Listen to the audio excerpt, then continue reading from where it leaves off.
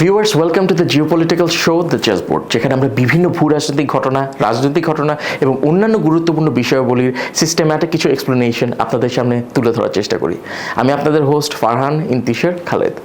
মূলত বাংলাদেশ এবং বিশ্ব রাজনীতিতে কোথায় কী ঘটে যাচ্ছে, কেন ঘটছে, কতদিন ধরে ঘটছে এবং ঠিক কী কারণে ঘটছে, এই সকল বিষয়ের সিস্টেম্যাটিক কিছু ব্যাখ্যা আপনাদের কাছে তুলে ধরা এবং এক্সপার্ট ভ্যালিডেটেড কিছু ডিসকাশনস আপনাদের কাছে উপস্থাপন করার জন্যই মূলত আমাদের শোটি করে তোলা হয়েছে। আশা করি প্রত্যেকটি এপিসোড থেকে আপনারা বুঝে নিতে পারবেন আমরা কি ডিসকাস করছি, ডিসকাশনের কারণটা কি এবং যে টপিক নিয়ে ডিসকাস করা হচ্ছে সেটা খুবই সিম্পলিস্টিকভাবে আপনারা আয়ত্ত করে নিতে পারবেন। আমরা আজকে ডিসকাস করব এই এপিসোডে সিভিল সোসাইটি অর্গানাইজেশন কিংবা সুশীল সমাজ সংগঠন, এর প্রয়োজনীয়তা কি, এই সংগঠনগুলো কি কাজ করে থাকে এবং বাংলাদেশের ক্ষেত্রে এই সংগঠনগুলোর বাস্তবতা কি। খুবই গুরুত্বপূর্ণ একটি ডিসকাশন আছে সামনে, আমাদের সাথেই থাকবেন। মূল আলোচনা কিংবা বক্তব্যে যাওয়ার আগে আমরা এই ব্যাপারে ছোট্ট একটা ভিডিও দেখে আসি।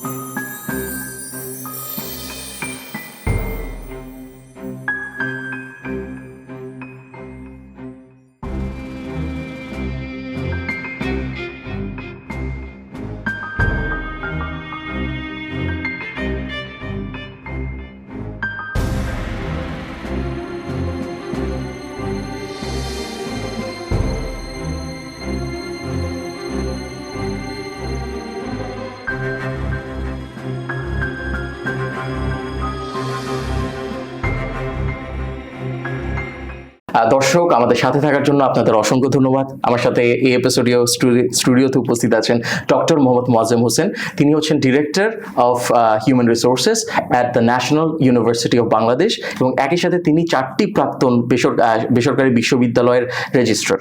স্যার, আপনাকে এই এপিসোডে আমার সাথে থাকার জন্য অসংখ্য ধন্যবাদ। স্যার, আমরা আজকে এই পর্বে মূলত সিভিল সোসাইটি অর্গানাইজেশন কিংবা সুশীল সমাজের যে সংগঠনগুলো রয়েছে সেগুলো নিয়ে ডিসকাস করব। স্যার, শুরুতেই জিজ্ঞেস করি যে সুশীল সমাজ সংগঠনগুলো মূলত কি?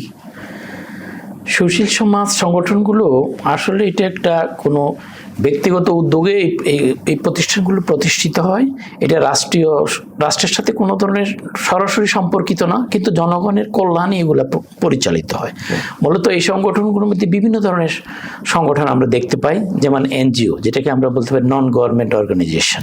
এই নন গভর্নমেন্ট অর্গানাইজেশনের মধ্যে অনেকগুলা সংগঠন দেখতে পাই, কতগুলা শিক্ষার ক্ষেত্রে, কোনোটা পরিবেশ নিয়ে, কোনোটা দুর্যোগ ব্যবস্থাপনা নিয়ে, এইভাবে। এছাড়াও আমরা আরও পরিবেশবাদী বিভিন্ন সংগঠন দেখতে পাই, অ্যামনেস্টি ইন্টারন্যাশনাল, যারা আমাদের পরিবেশ নিয়ে প্রতিনিয়ত কাজ করে। এছাড়া আমরা দুর্নীতি বা এইসব নিয়ে আমরা আরেকটু কিছু সংগঠন দেখতে পাই, যেমন ট্রান্সপারেন্সি ইন্টারন্যাশনাল, যেটা প্রতিনিয়ত দুর্নীতির ব্যাপারে আমরা দেখতে পাই। 2001-এর দিক থেকে আমরা তখন দুর্নীতিতে আমরা চ্যাম্পিয়ন হয়েছিলাম। পরবর্তীতে আমরা আবার দেখা গেলো এটা থেকে আমরা পরিত্রাণ পাই। মূলত আমাদের বিএনপি গভর্নমেন্টের আমলে আমরা ভালো একটা পর্যায়ে চলে আসি। এই কাজগুলো মূলত টিআইবির প্রত্যেক সময় তারা একটা রিপোর্ট দিয়ে, তারা বিভিন্ন ডাইরেকশন দিয়ে থাকে। আমার কাছে মনে হলো এই রিপোর্টগুলা খুব জনসম্পৃক্ত, যে ওরা যে রিপোর্টগুলা, যে তথ্যগুলা দিয়ে থাকে, এটা কোনো ধরনের মানে এনিয়ে বিনিয়ে না বা কোনো ধরনের ঊর্ধ্বতন মহলের চাপে না। একদম স্ট্যাটিস্টিক্সগুলো একদম জনসম্পৃক্ততা থেকে প্রাপ্ত, একদম গ্রাসরুট লেভেল থেকে তথ্য সংগ্রহের মাধ্যমে করা। মূলত এই যে আমরা সুশীল সমাজ, এমন একটা সমাজ যেটা রাষ্ট্র এবং জনগণের মধ্যে একটা সেতু বন্ধন তৈরি করে। এখানে এদের কোনো পার্সোনাল কোনো উদ্দেশ্য থাকে না, জনকল্যাণই এদের মূল উদ্দেশ্য, জনস্বার্থ সংরক্ষণই এদের মূল লক্ষ্য। আচ্ছা স্যার, এই যে সিভিল সোসাইটি অর্গানাইজেশনগুলো আছে, এরা মূলত কি কি? আপনি তো স্যার বলেছেন পরিবেশ নিয়ে কাজ করে, তারা মাইক্রো ফাইন্যান্সিং নিয়ে কাজ করে এবং অবশ্যই ট্রান্সপারেন্সি, করাপশনের ক্ষেত্রে ট্রান্সপারেন্সি নিয়ে কাজ করে। কিন্তু যদি জেনারেলি আপনাকে জিজ্ঞেস করি, এই আপনার সিভিল সোসাইটি অর্গানাইজেশনগুলো মূলত কোন কোন দায়িত্ব এবং কর্তব্যগুলো নিজের বলে গ্রহণ করে নেয়?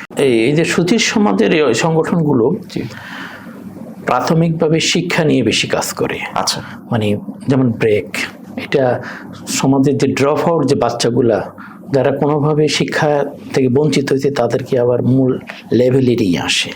এছাড়া যে বয়স্ক মানুষগুলা অনেক সময় ঠিক বয়সে পড়াশোনা করতে পারে নাই, ইনফরমাল এডুকেশনের মাধ্যমে তাদেরকে শিক্ষায় নিয়ে আসে। এছাড়া গণশিক্ষা কার্যক্রম চালু করে ওরা ওদেরকেও বিভিন্নভাবে বিভিন্ন পর্যায়ে অথচ কাজের বাইরে বিকেলে এই যে আমাদের সিভিল সোসাইটিগুলো আমাদের শিক্ষার ক্ষেত্রে ভূমিকা রাখে।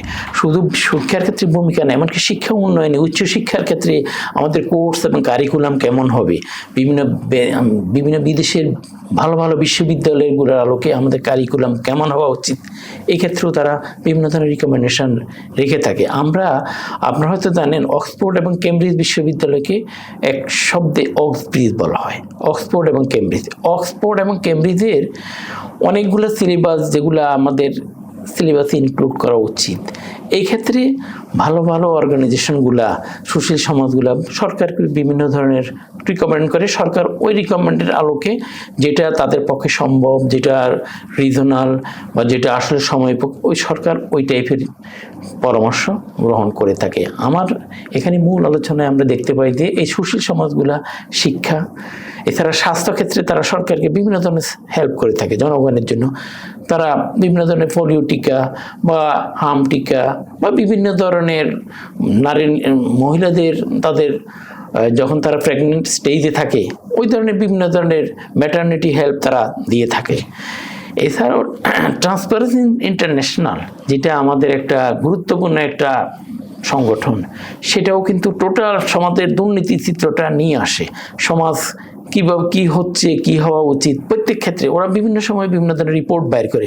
শিক্ষাক্ষেত্রে প্রতিবেদন, স্বাস্থ্যক্ষেত্রে প্রতিবেদন, বাংলাদেশের নির্বাচনকালী প্রতিবেদন, জনগণের চাহিদা, জনগণের অংশগ্রহণ, জনগণ আসলে কি চাচ্ছে। এই যে আমরা যে পূর্বে সরকারের যে বিভিন্ন ধরনের রিপোর্ট আমরা পেয়ে থাকি, ওগুলা কিন্তু অনেক ক্ষেত্রেই কিন্তু এই সুশীল সমাজেরাই কিন্তু সমাজকে উপহার দিয়েছে এবং তারা প্রতিনিয়ত এই কাজেই লিপ্ত। তবে ওইসব সংগঠনগুলো একটা নির্দিষ্ট আদর্শ দ্বারা পরিচালিত। ওই আদর্শ অনেক ক্ষেত্রে তাদের সরকারের আদর্শের সাথে যে সময় ম্যাচ করে না, তখনই কিন্তু হালকা বিরোধ দেখা দেয়। তাদের উপর বিভিন্ন রুলস আরোপ করে তাদের কার্যক্রম হ্যাম্পার করা হয় বা তাদেরকে শোকজ করা হয় বা বিভিন্নভাবে তাদের সৃষ্টকর্মে একটু কঠিনতার দিকে নিয়ে যাওয়া হয়। আচ্ছা আচ্ছা স্যার, এই যে সুশীল সমাজ সংগঠনগুলো, এগুলো কি স্যার আদর্শগতভাবে আসলে মানুষের স্বার্থে, যে সাধারণ জনগণের স্বার্থেই কাজ করে থাকে, নাকি এই আইডিয়া কিংবা কনসেপ্ট একটু বেশি আইডিয়ালিস্টিক?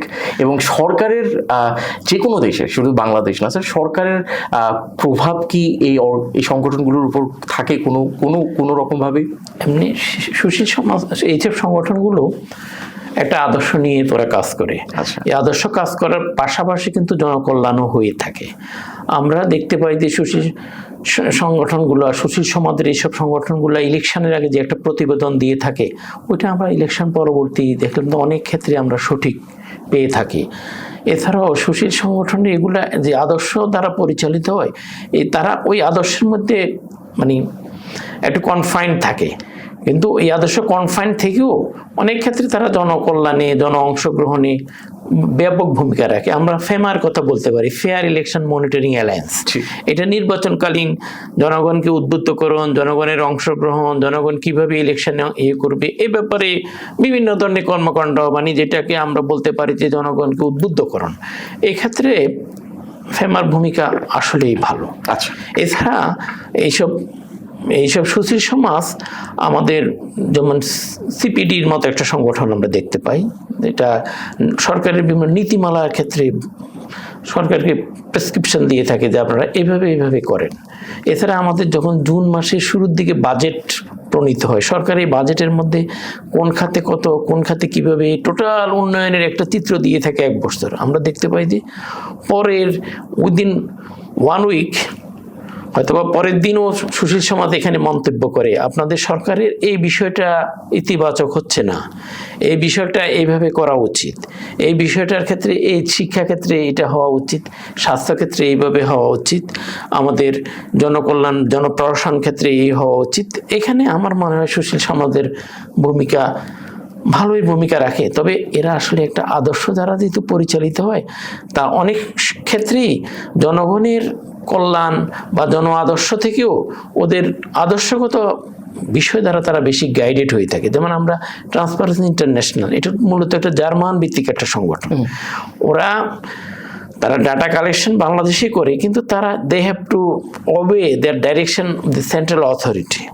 এই কারণে সরকারের সাথে তাদের মাঝে মাঝে আদর্শগত এবং জনগণের চাহিদার ক্ষেত্রে মানে একটা কনফ্লিক্ট অফ ইন্টারেস্ট হয়ে থাকে। সেই কারণে সরকার এদেরকে বিভিন্নভাবে প্রভাবিত করতে থাকে বা বিভিন্নভাবে নিয়ম নীতির আওতায় তাদেরকে ফেলতে চায়।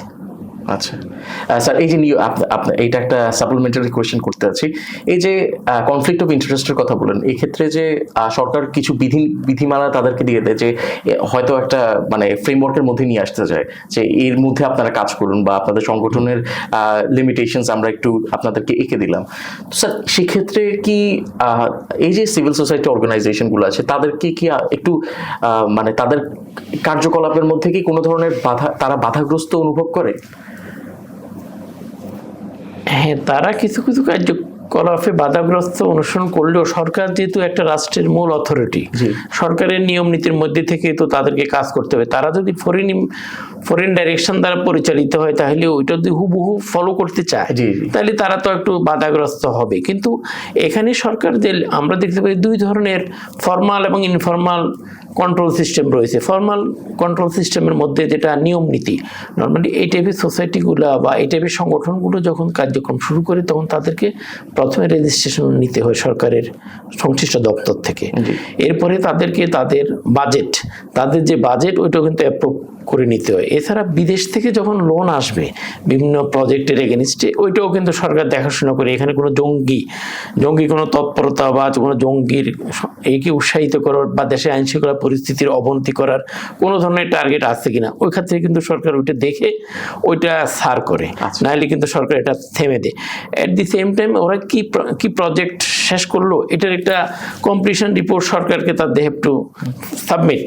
তাদেরকে একটা সাবমিট করতে হয় যে আমাদের এই প্রজেক্ট শিক্ষা ক্ষেত্রে যে আমরা এই প্রজেক্ট করলাম এক্ষেত্রে ইফেক্ট কি হলো, সরকারের বা জনগণের কতটুকু জনগণ এটার দ্বারা উপকৃত হলো, এই কারণে তাদের কমপ্লিশন রিপোর্ট কিন্তু তাদেরকে দিতে হয়।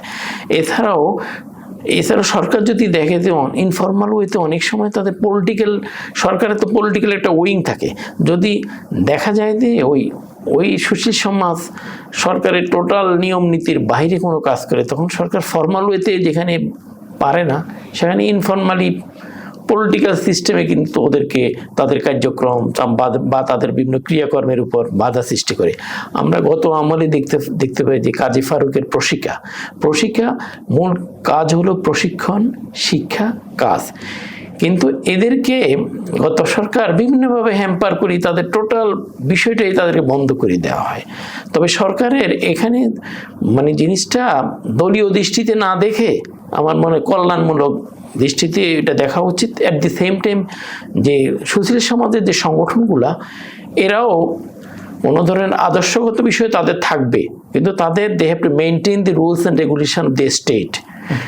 রাষ্ট্রের যে নিয়ম নীতি ওগুলো মেনেই তাদেরকে কাজ করতে হবে। তারা আমেরিকান কোনো প্রতিষ্ঠান, তাই বলে আমেরিকান অ্যাম্বাসেডার এখানে যা করবে তাদেরকে বিভিন্ন ধরনের তথ্য দিয়ে দেশের অভ্যন্তরীণ ব্যাপারে হস্তক্ষেপ বা এই টাইপের কোনো করলে, আমেরিকা যত বড় রাষ্ট্রই হোক না কেন, বাংলাদেশ একটি স্বাধীন এবং সার্বভৌম রাষ্ট্র, এবং ওই দেশের কোনো সুশীল সমাজ বা কোনো সংগঠন যত বড়ই হোক না কেন তাকে এখানে সার্ভাইভ করতে হলে দেশের নিয়ম নীতির মাধ্যমে চলতে হবে।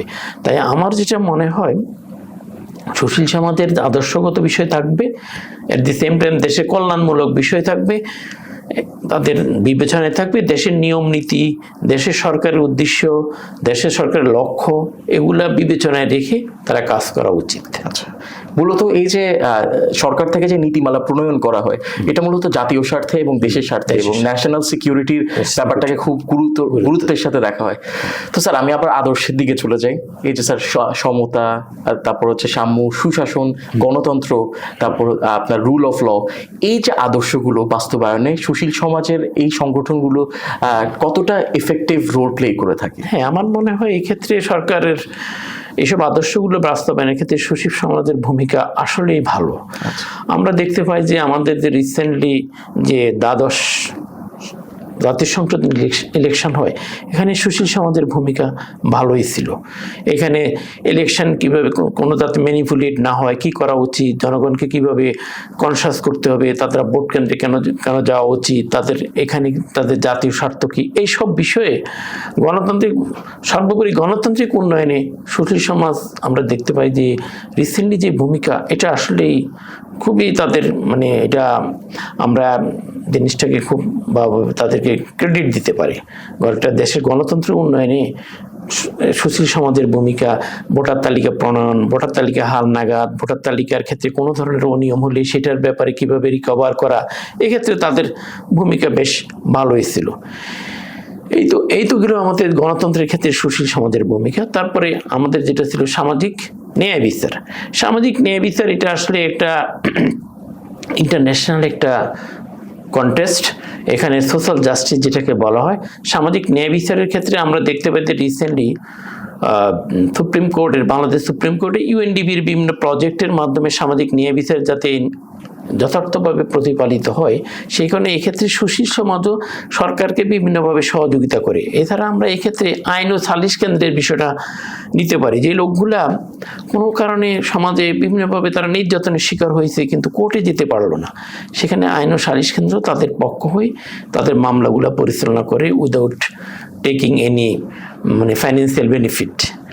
একইভাবে আমরা এখানে সুশীল সমাজের আরও অনেকগুলা সামাজিক ন্যায় বিচার, গণতন্ত্র রক্ষা এবং অন্যান্য ক্ষেত্রে সুশীল সমাজ সেক্টর ওয়াইজ ভূমিকা রেখে থাকে, যেটা আসলে বাংলাদেশের মতো উন্নয়নশীল দেশের গণতান্ত্রিক উন্নয়ন এবং সরকারের স্থিতিশীলতা রক্ষা এবং সর্বোপরি গ্লোবাল পজিশনে আমাদের অবস্থানটাকে সুদৃঢ় করার জন্য আসলে এটার অবশ্যম্বী।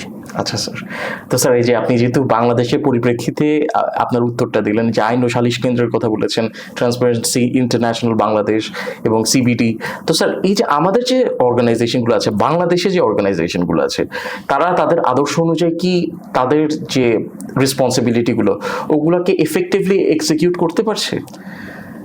আমার মনে হয় নাকি তারা হচ্ছে কোনো ধরনের রাজনৈতিক প্যাচের মধ্যে আটকে যায়? ওরা রাজনৈতিক, ওরা কিছু আদর্শগত বিষয় সামনে রেখে তাদের অনেকগুলো অ্যাসাইনমেন্ট তারা বাস্তবায়ন করতে পারছে। আমরা এই যে গত 18 মাসের যে সরকার, আমরা এটাকে অনেকটা সুশীল সমাজের সরকারই বলতে পারি। এখানে আমরা দেখতে পাচ্ছি ডক্টর ইউনূস গ্রামীণ ব্যাংকের প্রতিষ্ঠাতা। এরপরে আমরা দেখতে পাই যে আমাদের পরিবেশ যিনি পরিবেশ নিয়ে যিনি কাজ করতেন, ওনার একটা বেলা নামক একটা সংগঠন আছে। এছাড়া অন্যান্য অনেক যারা উপদেষ্টা ছিলেন, তারা আমরা বলতে পারি যে এটা অনেকটা সুশীল সমাজেরই সরকার। এই সুশীল সমাজ দেশের এই যে ক্রান্তিকালীন মুভমেন্টে আমাদের বিগত সরকারের বিদায়ের পর 5ই আগস্ট পরবর্তী এই যে 12ই ফেব্রুয়ারি ইলেকশন পর্যন্ত এই সময়কালীন দেশের যে যথার্থ নির্বাচন, জাতিকে একটা যথার্থ নির্বাচনের মাধ্যমে একটা নতুন সরকার দেওয়া, এখানে আমাদের নির্বাচন ব্যবস্থাটা শক্তিশালী করা এবং আগে যে নির্বাচনের আমরা যেটা দেখতে পাই, রাতে ইলেকশন হয়ে গেল বা জনগণ ইলেকশনে অংশগ্রহণ করলো না, কিন্তু আমরা এবার ত্রয়োদশ জাতীয় সংসদ ইলেকশনে আমরা দেখতে পাই যে জনগণ স্বতঃস্ফূর্তভাবে ইলেকশনে অংশগ্রহণ করে। আমরা দেখতে পাই 60% জনগণ ইলেকশনে অংশগ্রহণ করে, যেটা 2009-এর পরে আমার মনে হয় এই ধরনের ইলেকশন আর দেখা যায় নাই।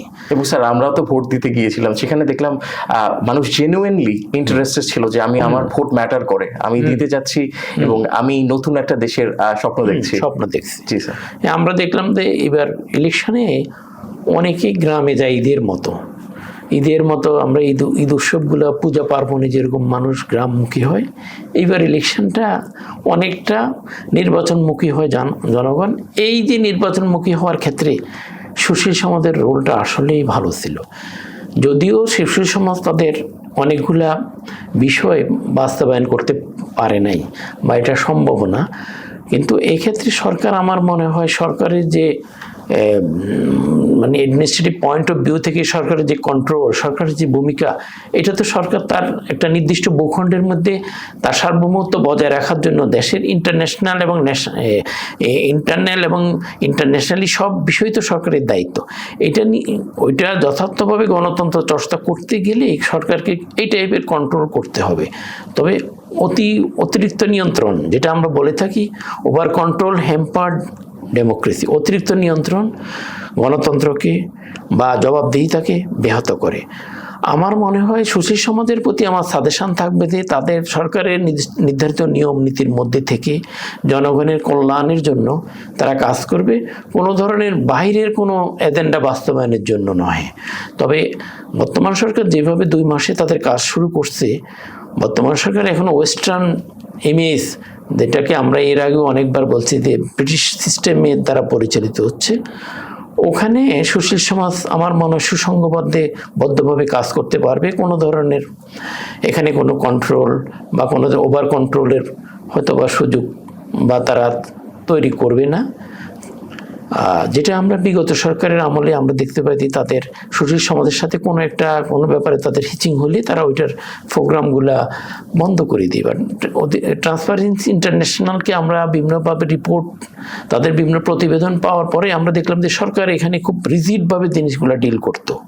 এছাড়া ফেমার ও নির্বাচন সংক্রান্ত বিভিন্ন রিপোর্ট পাওয়ার পরে সরকার ওই অফিসে বা ওদের বিভিন্ন ক্রিয়াকরণের উপর নিয়ন্ত্রণ আরোপ করতো। তাই এটা আসলে সরকারেরও উচিত না। আর একইভাবে সুশীল সমাজও তাদের নির্দিষ্ট রেঞ্জের মধ্যে থেকে দেশের উন্নয়নের জন্য কাজ করবে, এই আমাদের প্রত্যাশা।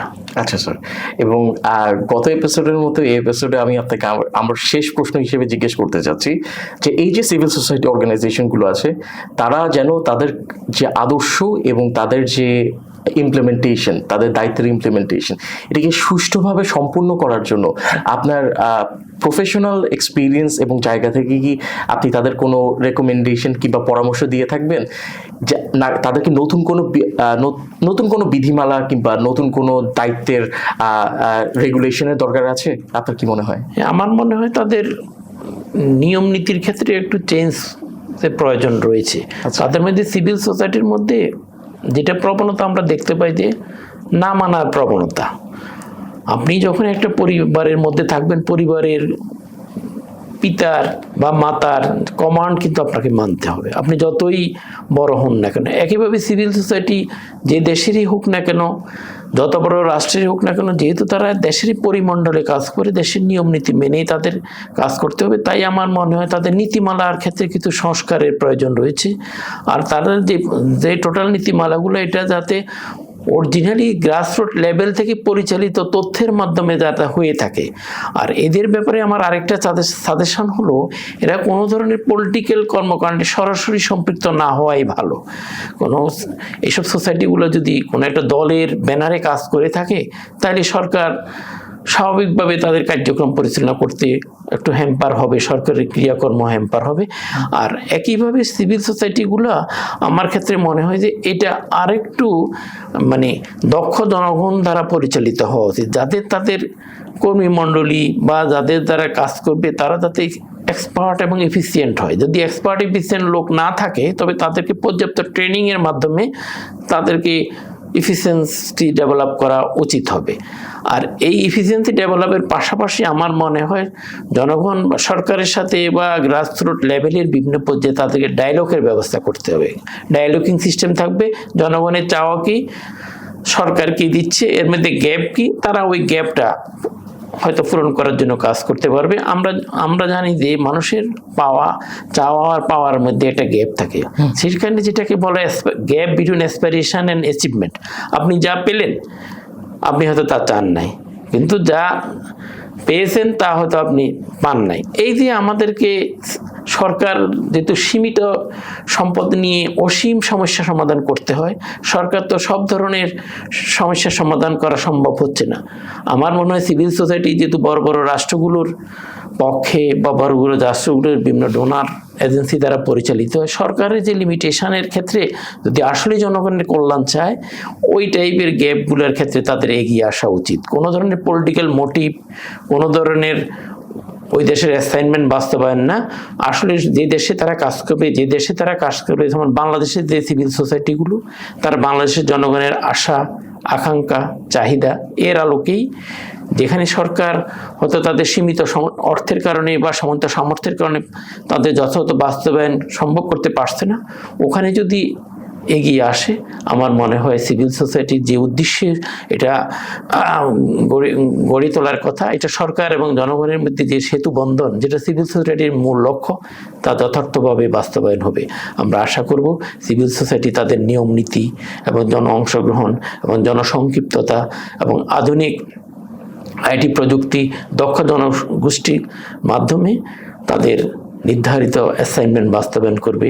দেশ, জাতি বা জনগণের প্রতিনিধি হিসাবে আমরা তাদের কাছ থেকে এটাই আশা করি। আচ্ছা, এবং তাহলে অবশ্যই